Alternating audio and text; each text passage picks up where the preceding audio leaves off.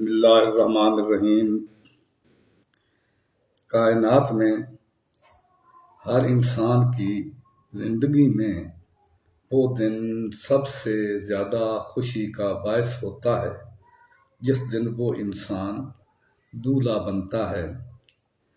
مرد و عورت دولہا یا دلہن جب بنتی ہے تو وہ دن جو ہے اس کے لیے بڑا ہی خوشی کا دن ہوتا ہے۔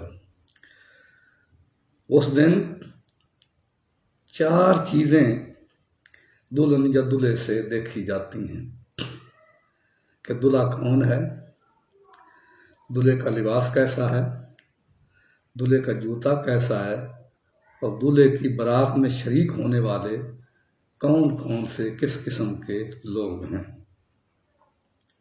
تو آج میں اس دولہا عظیم کا ذکر کروں گا جس کی عظمت کے اوپر تمام کائنات کے دلہوں کی عظمتیں قربان ہیں۔ وہ دولہا سرائے غیب کا شاہد و علیم بھی ہے، وسعت لامکاں کے سیاہ و خبیر بھی ہیں، رحمت للعالمین بھی ہیں، شفیع المذنبین بھی ہیں، اور خاتم النبیین بھی ہیں، لولاک کے تاج والے بھی ہیں، اور عرش کے راج دلارے بھی ہیں۔ اس دولہے کا لباس کیا تھا؟ اس دولہے کا لباس اللہ بہشتی تھا۔